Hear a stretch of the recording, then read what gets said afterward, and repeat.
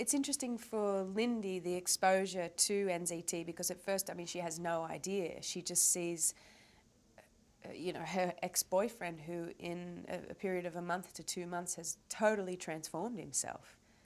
I mean, it's quite amazing. You know, the first scene that you see Lindy in is the breakup scene, where he's very disheveled and kind of has a bit of weight on him and hasn't, you know, written anything for a couple of years, and he kind of doesn't know what he's doing with his life or where he's going. And then the next time you see them together is after he's been on the drug for a while, and he's all suave and, you know, slimmed down and is, you know, has money and takes her to this fancy restaurant. And so it's, for Lindy, it's like night and day.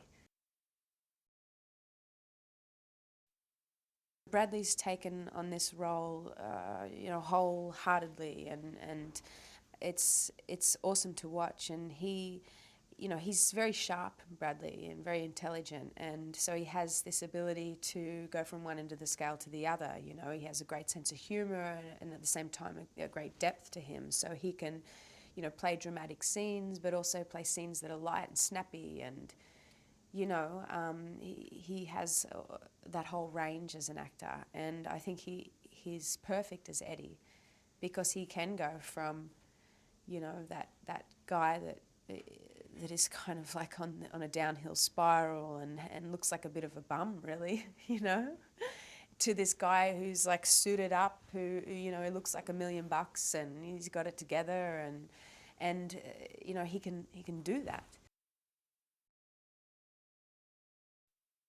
Robert De Niro is someone that you grow up watching on screen, and you see so many of his films, and so many of his characters are so alive in your memory, you know, and in your imagination. And to work with someone who has that much experience, that much wisdom about what they do is really, you know, a privilege. And even though we don't have any scenes together, I was lucky enough to do the read-through, and I think he's going to be great in this film.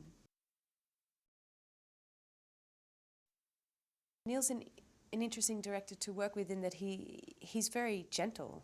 You know, he's a very sensitive person, very accommodating as well, and definitely a collaborator.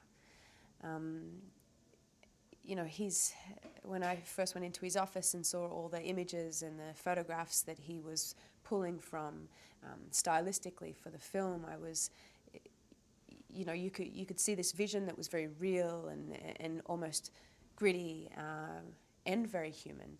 And so, you know, even though we're dealing with a drug that's not actually on the market or hasn't been on the market, it's make-believe, he makes it seem like it's actually happening. It's a story that they can get lost in, but at the same time feel like it could actually be happening.